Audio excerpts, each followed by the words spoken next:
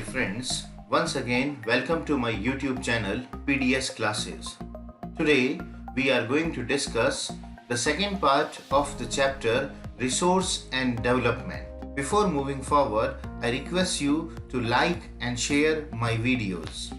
The main study points of this video are the problems with the overutilization of resources, need and steps of resource planning, resource conservation, land resources, land use pattern in India, and causes of land degradation and way to conserve them.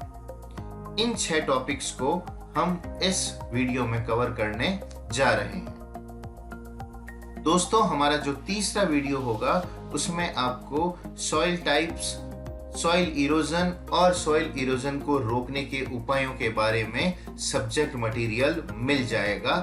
ये पूरा video land resources और over utilization of resources से जुड़ा हुआ है।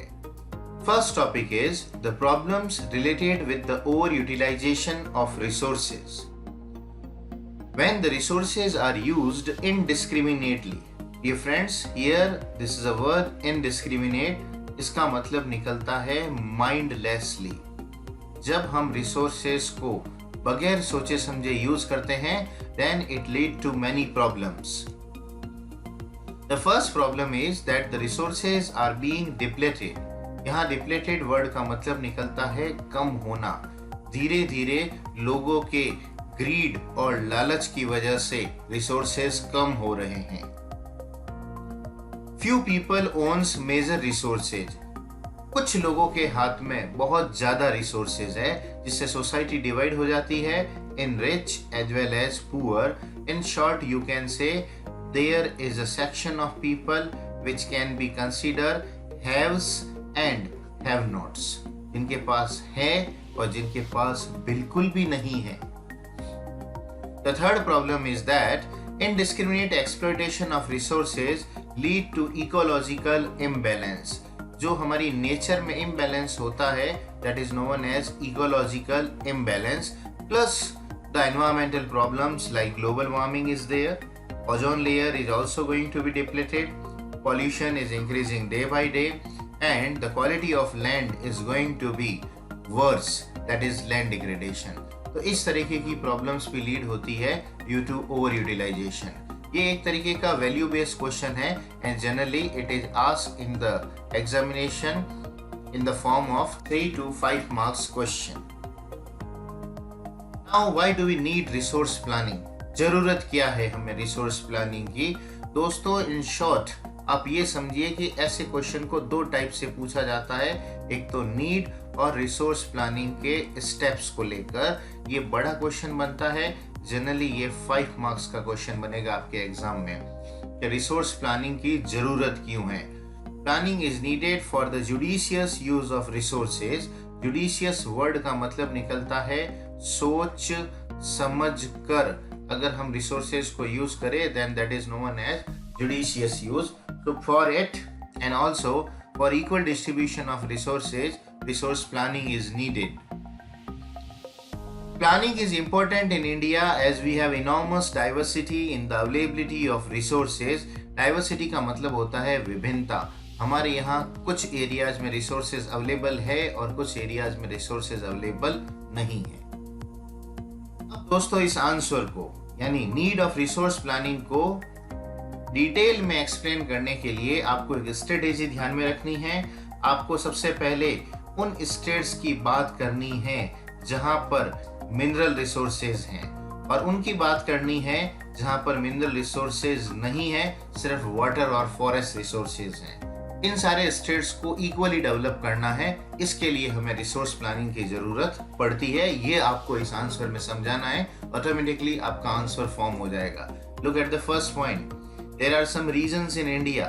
यहाँ region word का मतलब निकलता है area, which are rich in certain type of resources, but they are deficient in other resources. Deficient का मतलब होता है उनमें certain resources की कमी भी है। There are some regions which can be considered self-sufficient in the term of the availability of resources, where there are some regions which have acute shortage of some vital resources. Vital word का मतलब निकलता है important resources की कमी है। For example अगर आप देखते हैं झारखंड, छत्तीसगढ़ और एमपी में जाते हैं तो यहाँ आपको खूब सारे मिनरल्स मिलेंगे, मेटालिक मिनरल्स, आयरन, कॉपर, ये चीजें, और कोल डिपॉजिट भी मिलेंगे जो बहुत इंपॉर्टेंट रिसोर्स है। पर अगर हम अरुणाचल प्रदेश जाते हैं तो we can find that it is rich in water resources, but here is no infrastructural development. In short, ये स्टेट बैकवर्ड स्टेट में है, यहाँ पर मिनरल्स नहीं मिलते हैं, सिर्फ वाटर रिसोर्स ही मिलता है। द स्टेट्स ऑफ राजस्थान, अगर हम इसकी बात करें तो यहाँ पर सोलर एनर्जी मिलेगी आपको, विंड एनर्जी मिलेगी, पर यहाँ पानी की कमी है। If you go to Ladakh then it is also isolated from the rest of the country. यहाँ पर आपको रिच कल्चरल हेरिटेज मिलेगी, लेकिन यहाँ पर भी पानी नहीं है, इंफ्रास्ट्रक्चर नहीं है और इम्पोर्टेंट मिनरल्स नहीं है। तो कुछ स्टेट्स में मिनरल मिल रहे हैं। In our country there is unequal distribution of resources. कहीं पर रिसोर्सेज है, कहीं पर नहीं है। To meet the overall requirement of development we need resource planning. This calls for balanced resource planning at the national level, state level, regional level and local level. तो दोस्तों in short समझिए, to meet the chain of development, विकास की एक लड़ी को हमें पिरोना है और इसके लिए हमें रिसोर्स प्लानिंग की जरूरत है। Let us move to next slide. Steps क्या है? अगर हम रिसोर्स प्लानिंग करना चाहें तो हमें किन किन बातों का ध्यान रखना है? डियर फ्रेंड्स, ये आपके 3 मार्क्स का एक क्वेश्चन बनता है। इसमें 3 स्टेप्स हैं जो आपको याद रखने हैं। What is the first step? Let's see. Resource planning involves identification and inventory of resources across the regions of the country. ये जो लैंग्वेज दी गई है आपको इसी लैंग्वेज में इसे याद करना है। Identify the resources that are found in a particular reason.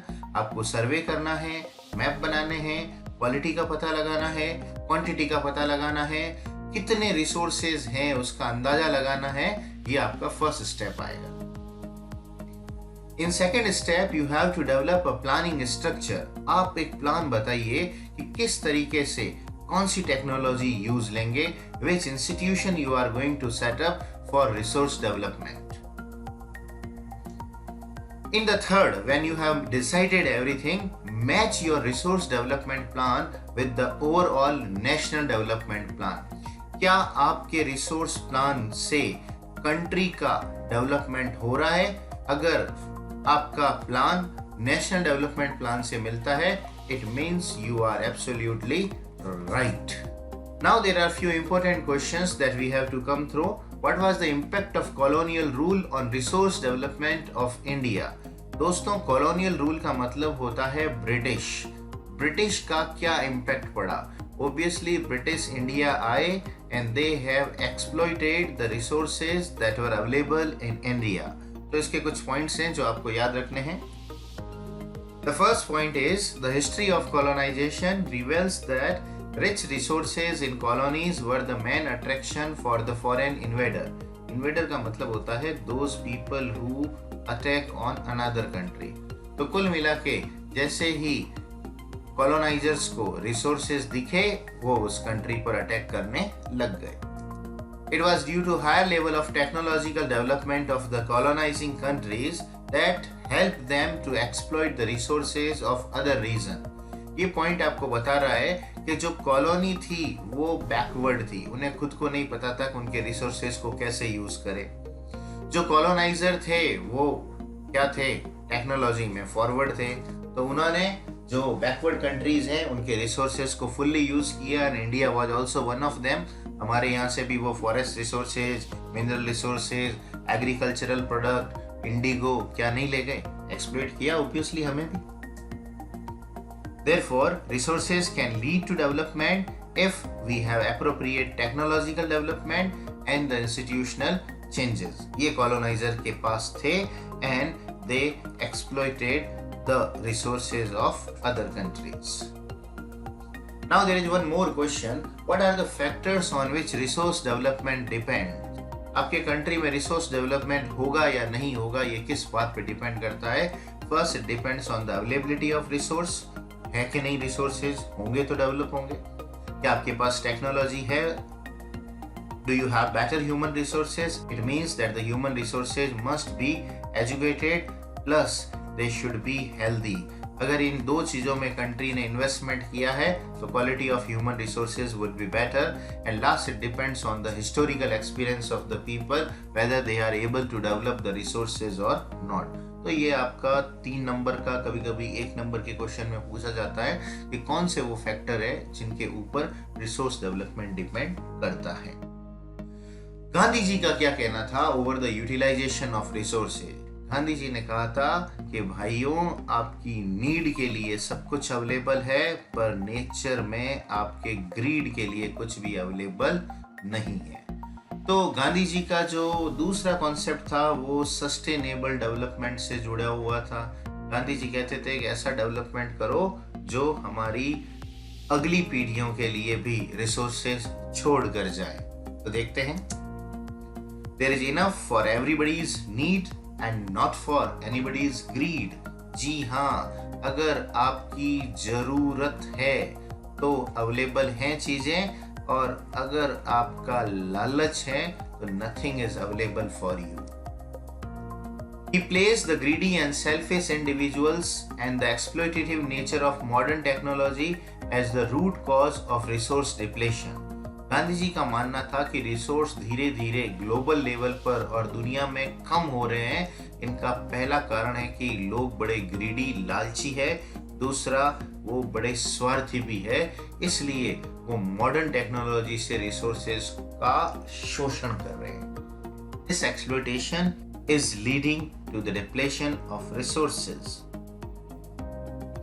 He was also against the mass production and wanted to replace it with the production by masses. Gandhi ji का मानना था कि ज्यादा प्रोडक्शन न हो, बल्कि ज्यादा लोग इंक्लूड होकर प्रोडक्शन को आगे ले जाएं. गांधी जी का मानना था कि रिसोर्सेज जो है वो ज्यादा हाथों में रहे और वो लोग उनको यूटिलाइज करें, बजाय इसके कि एक ही बंदा ज्यादा रिसोर्सेज को यूटिलाइज कर रहा है. अब सबसे बड़ी बात होती है कि रिसोर्स कंजर्वेशन की नीड क्या है और रिसोर्स कंजर्वेशन के स्टेप क्या है. कंजर्व का मतलब होता है टू सेव, और रिसोर्सेज को क्या करना, बचाना. Again it form value based question. ज्यादातर ये रिपीट होते हैं 5 मार्क्स में. रिसोर्सेज को कैसे बचाया जाए, किस तरीके से बचाया जाए. द फर्स्ट इज नीड, जरूरत क्यों है. First point says resources limited quantity में है, एक बार खत्म हो गए, they are not going to be renewed. Second, most of them are non-renewable. Once ended, we cannot produce them. Third, we have to save the resources for future generation. आने वाली पीढ़ियों के लिए भी तो बचाएं. It is the need of sustainable development. Sustainable development कहता है कि resources को बचाया जाए. If there is irrational consumption and overutilization of resources, then there will be socio-economic problem. Socio-economic का मतलब निकलता है the gap between the rich and poor is going to be increased, and there might be environmental problem like global warming, it might be pollution and all that. So to overcome these problems, resource conservation at various levels is very important. अब सवाल ये उठता है कि resources को बचाए कैसे. Conserve करने के कुछ आइडियाज बताइए या स्टेप्स बताइए. दोस्तों, पहला स्टेप है कि अडॉप्ट 3R. ये कहता है कि अपने कंजप्शन को रिड्यूस करो, रिसोर्सेज को रीयूज करो और उसके बाद में उसे रिसाइकल करो, तब रिसोर्स बचे रहेंगे. Second, if we follow the policy of sustainable development, then we can save resource. Sustainable development का मतलब होता है save resources for future generation plus adopt latest technology. इन दो चीजों का यूज करके अगर आप रिसोर्सेज को यूटिलाइज कर रहे हो तो वो सस्टेनेबल डेवलपमेंट कहलाएगा. Use resources with improve technology. Wastage of resources should be avoided. By this we can save resources. In this video, we are also going to talk about land resource. Land is also a resource because land has also utility. Now, what is the importance of the land? We live on land. We perform our economic activities on land. Economic activities which is related to the production and earning. Earning plus production से जुड़ी हुई activities यहीं पर होती हैं. Agriculture is good example. It supports natural vegetation and wildlife. All human life activities and economic activities take place on the land. Land also enables us to lay transportation and communication system. One most point is that 95% of our basic need for food, shelter and clothing ये सारी चीजें land से आती है. ये सब आपको land के यूजेस के बारे में बताती है प्लस लैंड के इंपॉर्टेंस के बारे में बताती है. इन पॉइंट को आप याद रखिएगा. अब हम बात करते हैं land of India under relief feature. Relief का मतलब होता है टाइप ऑफ लैंड. कैसी जमीन है, क्या वो माउंटेन है, क्या वो प्लेट्यू है, क्या वो प्लेन है, कितने परसेंटेज लैंड किस रिलीफ फीचर के अंडर में है. 43% अपनी जो लैंड है वो प्लेन एरिया है and it provide facility for agriculture and industry. 43% plain. 30% land is mountain. It ensured the perennial flow of some rivers, which provide facility for tourism and ecological aspects. 27% आपको जो land area मिलेगा वो country का plateau region है. It possesses rich reserve of resources like minerals, fossil fuels and forest.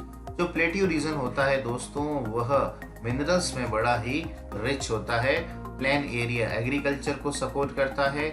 Mountain area is good for flow of reverse and forest, flora, फाना etcetera. ये जो slide है इसमें आपके लगभग 1 मार्क्स के क्वेश्चन बनेंगे that are frequently asked in examination. ये बड़ा इंपॉर्टेंट भी है. ये स्लाइड अपनी अप्रोच में थोड़ी साइंटिफिक है तो थोड़ा विशेष ध्यान रखिएगा. Land resources are used for the following purpose. First है there is land under forest. According to National Forest Policy अपना 33% एरिया फॉरेस्ट से कवर होना चाहिए बट इंडिया में ऐसा नहीं है. अप्रोक्सीमेटली 22% एरिया पर हमारे फॉरेस्ट है. That is very less. The land which is not available for cultivation. ऐसी लैंड जो खेती के लिए उपलब्ध नहीं है. एक तो वो बैरन और वेस्ट लैंड है जो खेती के कभी काम भी नहीं आ सकती. एक वो लैंड जो नॉन एग्रीकल्चरल यूजेस के लिए हमने ऑलरेडी रख दी है, जिसके ऊपर हमने बिल्डिंग बना दी, रोड बना दी, फैक्ट्री बना दी. ऑब्वियसली इन लैंड पर कल्टीवेशन पॉसिबल नहीं है. That's why we call it land that is not available for cultivation. The third, other uncultivated land. ऐसी लैंड जो अदर में आती है एक्सक्लूडिंग फेलो लैंड. यहाँ पर आपका एक वर्ड है फेलो. फेलो वर्ड का मतलब होता है the land that is left uncultivated for some particular period of time either due to economic reason or for increasing the fertility of the soil is known as fallow land. तो ऐसी कौन सी land है जो uncultivated में आती है? अगर उस लैंड पर परमानेंट पास्चर्स हैं या ग्रेजिंग लैंड है तो वो अनकल्टिवेटेड हो गई. The land under miscellaneous tree crops groves. ऐसी लैंड जिसके ऊपर पेड़ उगे हुए हैं तो वो भी यूज में नहीं हो सकती, जैसे ऑर्चार्ड्स लगा रखे हैं आपने. Culturable waste land. ऐसी लैंड है जो खेती लायक थी लेकिन अब 5 और 5 से ज्यादा साल हो गए कि इसके ऊपर खेती नहीं हो रही है, तो वो अदर अनकल्टिवेटेड लैंड में आती है. नाउ फेलो लैंड के दो टाइप है आपके. एक तो होती है करंट फेलो और दूसरी होती है other than current fellow. Fellow की डेफिनेशन मैंने आपको बताई है. Land which is left uncultivated either due to what economic reason or for increasing the fertility. Current fallow, it is left without cultivation for either one or less than one agricultural year. एक साल या इससे कम time तक अगर खेती नहीं करो then it is known as current fallow. and if the land is left uncultivated for 1 to 5 agricultural year, it is called other than current fallow land. Fifth point बहुत मोस्ट बनता है, दो डेफिनेशन है दोस्तों इसमें, एक तो है नेट सोवन एरिया की, दूसरी है gross cropped area. The total area on which we are doing agriculture is known as net sown area. अब आप मान के चलिए कि आपका ये एग्रीकल्चरल प्लॉट है, इसके ऊपर अगर आपने खेती की है तो ये आपका नेट सोवन एरिया हो गया।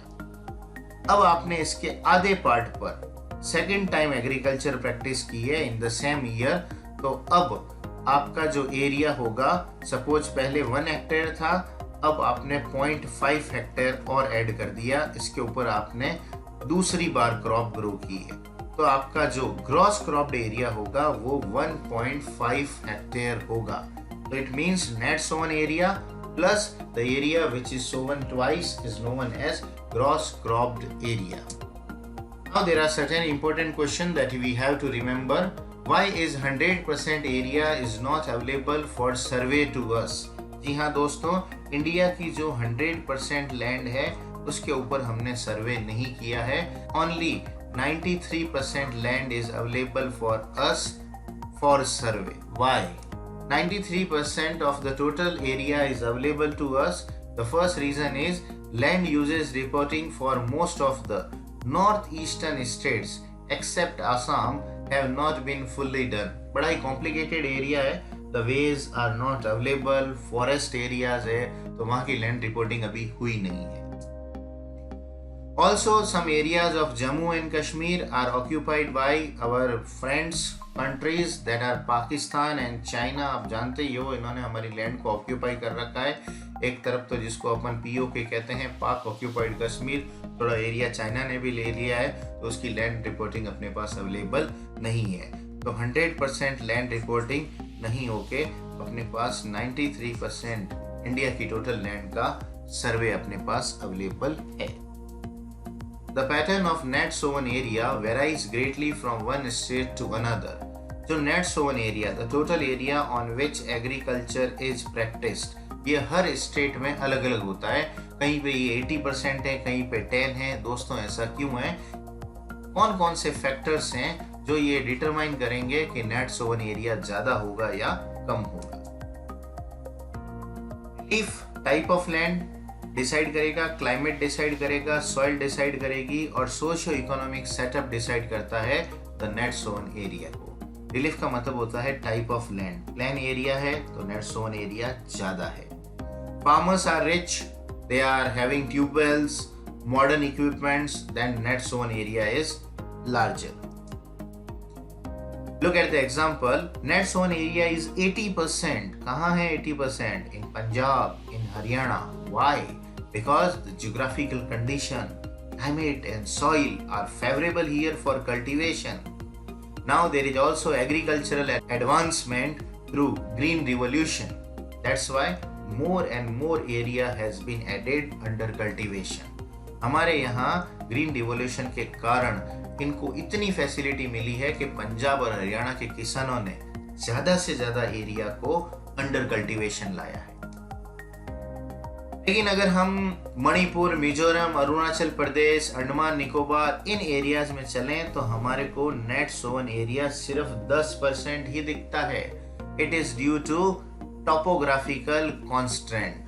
टॉपोग्राफिकल कांस्टेंट का मतलब होता है कि लैंड में एक जगह से दूसरी जगह पहुंचने के लिए आपको बैरियर्स, बाधाएं आ जाती है। फेवरेबल क्लाइमेट नहीं है, फार्मर्स की कंडीशन जो उनकी सोशली और इकोनॉमिकली बैकवर्ड है, ये रेस्पॉन्सिबल है for the lower percentage of net sown area. तो 80% मिलेगा आपको पंजाब और हरियाणा में, 10% मिलेगा आपको north eastern states plus Andaman और निकोबार आइलैंड में। तो इसके फैक्टर्स आपको याद रखने हैं। कहीं पर नेट सोन एरिया ज्यादा तो दोस्तों कहीं पर है कम। Now land degradation. Land degradation क्यों हो रहा है, इसके कुछ फैक्टर्स को हम डिस्कस करेंगे। Some human activities like deforestation, forest को कट करना, ओवरग्रेजिंग, माइनिंग, क्वेरिंग, इन कारण से लैंड डिग्रेडेशन हो रहा है। यहाँ पर जो वर्ड है माइनिंग, माइनिंग का मतलब होता है अगर आप लैंड को डिग करते हो, खोदते हो और उसमें से मिनरल्स निकालते हो तो ये माइनिंग कहलाती है।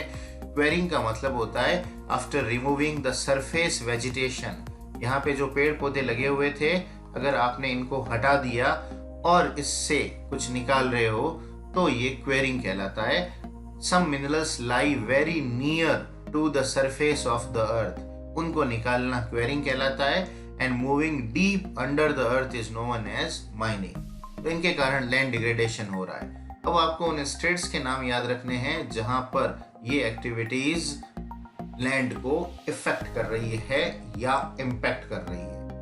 माइनिंग साइट्स जो होती है they are left after excavation work is complete. जब मिनरल्स खत्म हो जाते हैं तो उन माइनिंग एरियाज को ऐसे ही छोड़ दिया जाता है। इस एक्टिविटी से लैंड खराब हुई है झारखंड, छत्तीसगढ़, मध्य प्रदेश और उड़ीसा में। ओवर ग्रेजिंग से गुजरात, राजस्थान, मध्य प्रदेश और महाराष्ट्र में लैंड इम्पैक्ट हुई है। ओवर ग्रेजिंग का मतलब होता है जब एक पर्टिकुलर लैंड एरिया पर जरूरत से ज्यादा जानवर चरते हैं तो ये कहलाती है over grazing. In the states like Punjab, Haryana, Western UP, over irrigation is main factor for land degradation. जरूरत से ज्यादा खेतों में पानी देना in the greed for agricultural production. इससे जो प्रॉब्लम होती है वो होती है वाटर लॉगिंग। दोस्तों, वाटर लॉगिंग का मतलब होता है पानी का इकट्ठा हो जाना।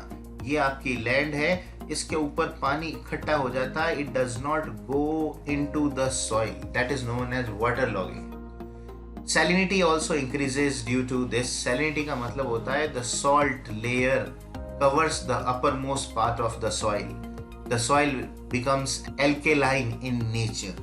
द मिनरल प्रोसेसिंग यूनिट्स होती है मिनरल्स को जो प्रोसेस करती है। अगर आप मार्बल की इंडस्ट्री है, it is cutting the marble, then it is also processing. Like limestone industry, soapstone, they generate the huge quantity of dust in the atmosphere. Now it settles down on the land. Industrial effluent, दोस्तों यहाँ पर एक word देखने को मिलेगा आपको effluent। effluent का मतलब होता है आपका liquid waste, ऐसा वेस्ट जिसमें केमिकल्स वगैरह हो, that is known as industrial effluent. It also becomes a major cause of land and water pollution in many parts of the country. ये क्वेश्चन आपका 5 नंबर में आता है दोस्तों। लैंड कैसे खराब होती है, तो फैक्टर्स हैं आपके पास overgrazing, mining, quarrying, deforestation, industrial effluent, याद रखें इनको। There are some ways to conserve land. Conserve का मतलब होता है बचा कर रखना। ऐसे बचा के रखें। The first is afforestation programme should be conducted. आप पेड़ लगाते चलो, that is known as afforestation. There should be proper management of grazing. Grazing पे थोड़ा कंट्रोल रखा जाए। Stabilization of sand dunes. Sand dunes का मतलब होता है रेत के जो टीले होते हैं रेगिस्तान में, that are known as sand dune. अगर हम यहाँ पे थॉर्नी बुशेस ग्रो कर दें तो ये डेजर्ट आगे एक्सपांड नहीं होंगे, तो लैंड डिग्रेड होने से बच सकती है। Wasteland should be utilized for plantation and mining should be what? Controlled. Industrial effluent, जो भी लिक्विड वेस्ट हैं अगर आप इसको लैंड पे डिस्चार्ज कर रहे हैं या वाटर बॉडी में डिस्चार्ज कर रहे हैं, kindly treat it in a proper way. It should be properly disposed after treatment. Treatment के बाद में liquid waste become least harmful for us, for land, for aquatic life also. तो industrial effluent को treat करो फिर डालो। ये तरीके हैं जिस तरीके से हम लैंड को कंजर्व कर सकते हैं। I hope you were able to understand the topics that are given here. Soil type and soil conservation will be discussed in the next video. Thank you. Goodbye. Jai Hind.